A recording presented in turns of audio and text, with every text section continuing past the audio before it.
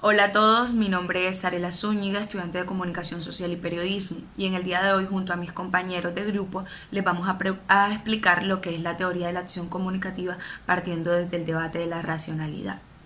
Bueno, la teoría de la acción comunicativa es una obra del filósofo y sociólogo alemán Jürgen Habermas, que aborda la teoría de la acción y su fundamento filosófico a partir de tres pretensiones fundamentales. La primera es desarrollar un concepto de racionalidad más allá de los postulados subjetivistas e individualistas de la filosofía y la teoría social moderna. La segunda es elaborar una nueva concepción de la sociedad en dos niveles, integrando los paradigmas y sistemas del mundo de la vida. Y por último, lo tercero es desarrollar una teoría crítica de la modernidad, buscando las respuestas necesarias para retomar este proyecto. Bueno, uno de los hechos significativos dentro de la producción teórico-analítica de esta teoría es que Habermas expresa la influencia del pensamiento filosófico de Karl Marx, sobre todo a partir de la pretensión de establecer una teoría empírica de la evolución de la sociedad. En este sentido, comenzó adoptando la noción de praxis, que define la acción o práctica fundamental por la cual el ser humano accede o se realiza en el mundo. Según Habermas, esto denota una carencia en otra dimensión fundamental que hay que explicar, que es la praxis humana, que viene siendo la acción comunicativa y sus efectos simbólicos.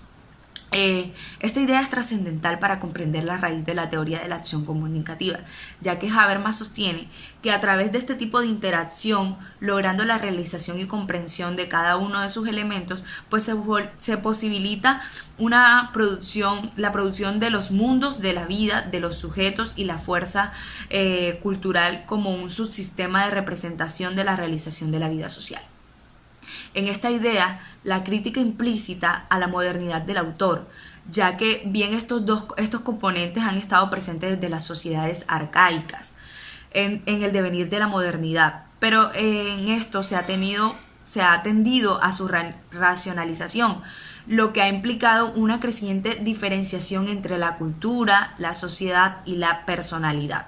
A partir de esta idea se desarrolla un análisis de concepto de racionalidad y su evolución desde la hermenéutica ética. Pues Habermas concibe que uno de los descubrimientos que se constatan en la modernidad tiene que ver con la relación entre el saber y la relacionalidad expresada en la acción comunicativa. Es decir, existe una racionalidad propia de tipos de interacción que permite cuestionar la veracidad de ciertos saberes racionales en las sociedades. En base a esta idea, Habermas entra a analizar las formas y tipo de argumentación, que mis compañeros van a hablar de esto, que son los posibles de establecer con sus perspectivas conceptuadas, asociadas, y lo aplica pues para comparar de la forma de comprensión mítica con la comprensión moderna del mundo, y a partir de esta crítica Habermas comienza a referirse sobre los primeros supuestos sobre la filosofía del lenguaje. A través de un giro lingüístico hace un análisis sobre las consecuencias y las posibilidades que se desprenden en el intercambio de códigos simbólicos y en torno a esto la realización de un mundo de la vida. En esta parte de la exposición, la propuesta de la teoría de la acción comunicativa de Habermas nace puesto que la tradición de la filosofía busca explicar el mundo desde la razón y no desde la comunicación. Por ello, se hace necesario comprender la acción humana desde una perspectiva compleja que trasciende el mundo objetivo y la subjetividad inicial de los participantes para abordar la comunicación como un proceso liberador y creador de consenso. Dichos postulados hace un aporte a la constitución del concepto de opinión pública. El concepto aquí de opinión de acción comunicativa presupone el lenguaje como un medio dentro del cual tiene un lugar o un tipo de procesos de entendimientos en cuyo transcurso los participantes, al relacionarse con el mundo, se presentan unos frente a otros y con estas pretensiones de validez que pueden ser relacionadas o puestas en escena o en el lugar. Bueno, tenemos las categorías de acción comunicativa que las dividimos en tres. Primero, concepto de racionalidad comunicativa. Segundo, concepto de sociedades desde dos niveles. Y tercero, la teoría de la modernidad. Bueno, en consideración con Habermas, las pretensiones de validez se cristalizaron a partir de los rendimientos comunicativos. Se podría decir que estados en el proceso de interpretación del mundo. En cuanto a productos del entendimiento, representan el mecanismo a través del cual se pueden considerar las acciones. Por esta razón, Habermas estima que la acción comunicativa, pese a su diferencia, agota el entendimiento, sino que en sus efectos será considerada un proceso de encadenamiento de acciones. Esto quiere decir, pues digamos que a la producción de la sociedad. Tenemos el acceso a las problemáticas de la racionalidad.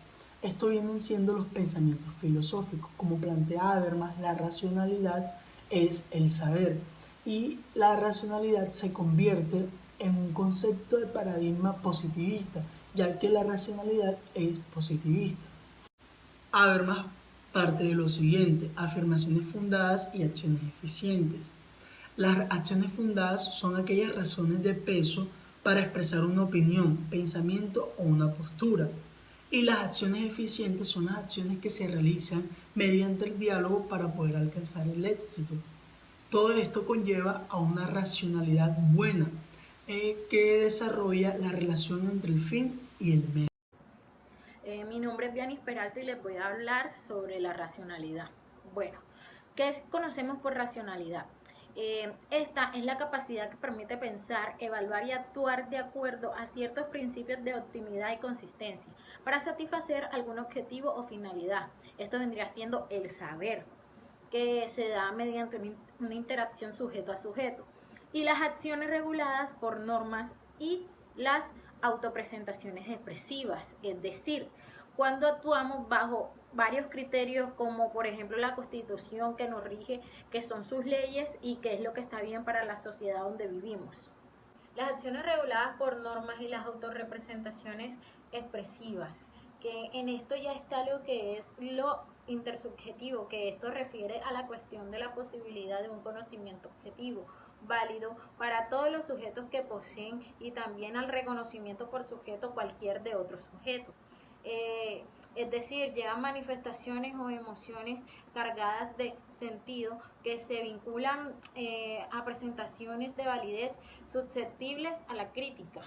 En esto también hace referencia a las normas y vivencias que hablan sobre el ser crítico, que esto es la capacidad de generar nuestra propia concepción, analizando, entendiendo y evaluando mediante opiniones y afirmaciones que en la vida cotidiana suelen aceptarse como lo que es la verdad. La razón aceptable. Esta es la racionalidad que se desarrolla en torno a la resolución de conflictos.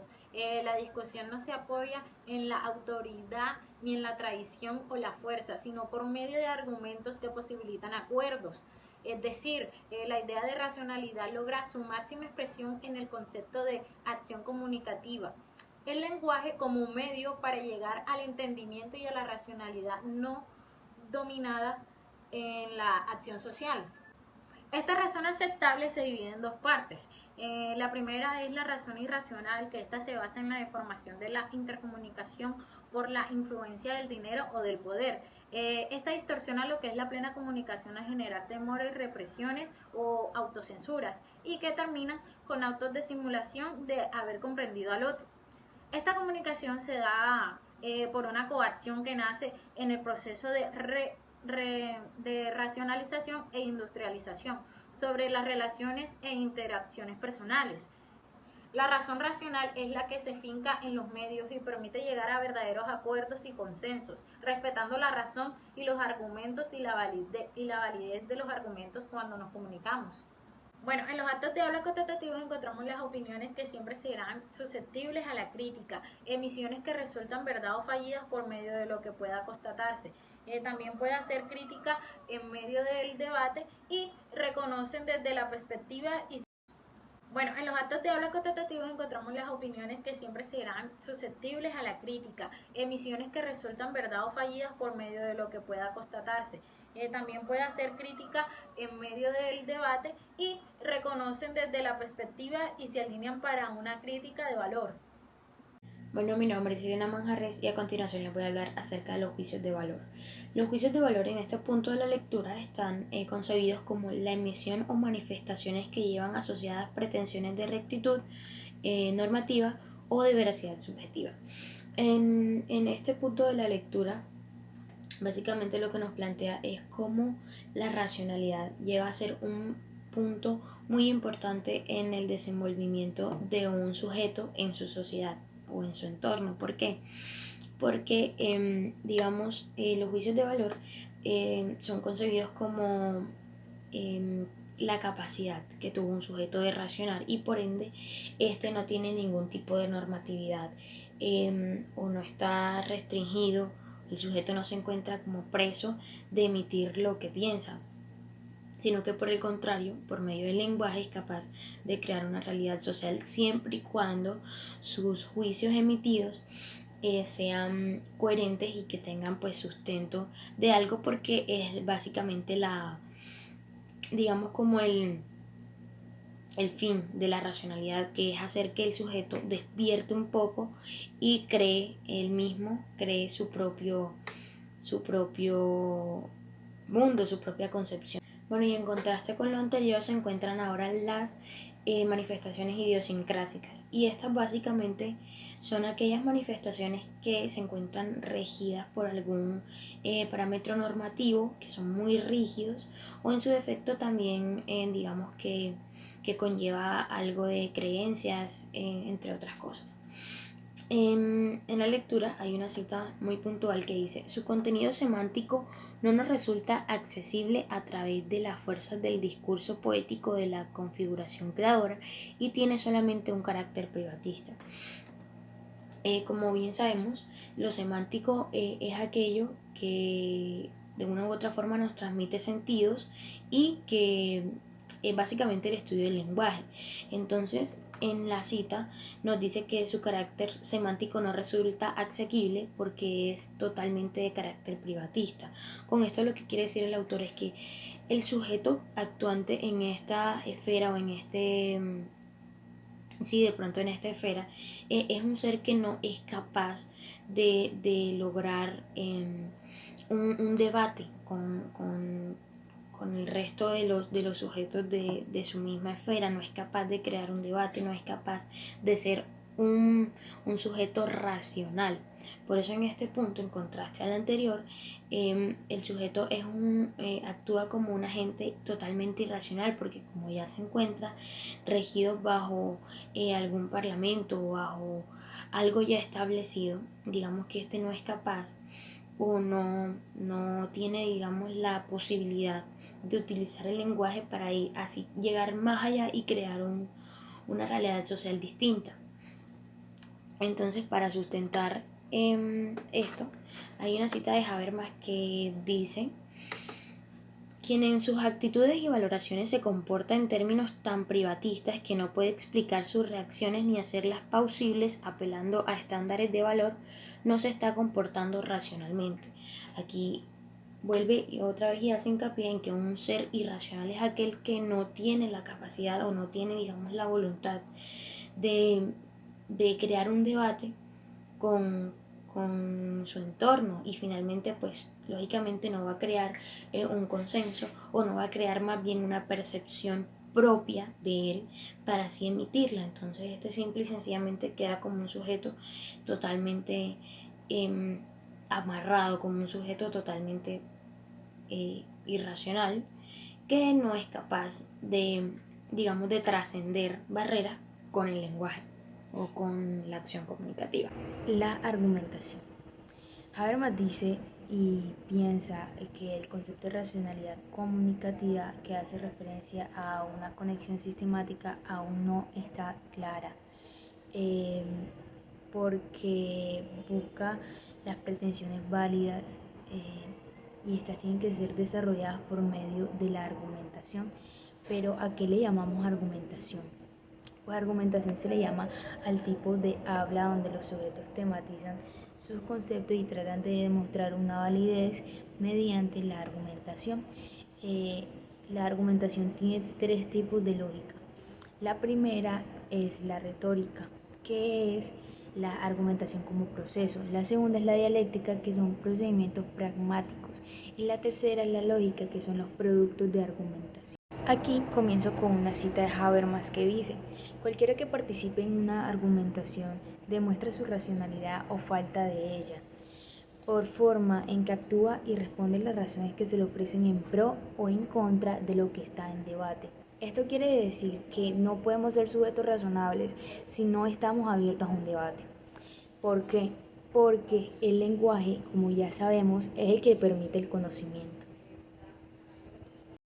Por otro lado, hablamos de las manifestaciones o emisiones racionales, que son susceptibles a una corrección, y al corregir o aceptar estos fallos le damos paso al aprendizaje. Aquí podemos desarrollar esta parte del texto con tres premisas.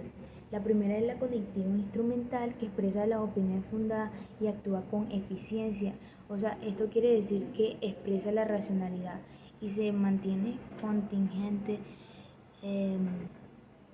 y está abierta a los cambios y la refutación de las hipótesis. El segundo es el práctico moral, donde el sujeto está expuesto a variaciones en sus conceptos, pero que aún así el sujeto actúa con lucidez y no se deja llevar por sus pasiones. Bueno, y para concluir este apartado de la teoría de la acción comunicativa, podemos decir que ésta presenta los fundamentos de una teoría comprensiva para explicar la sociedad y sus dinámicas de interacción, sosteniendo que dicha acción tiene como componente esencial aquellas normas de acción definidas recíprocamente entre los sujetos y su conducta, por lo que se deben ser reconocidas y comprendidas intersubjetivamente.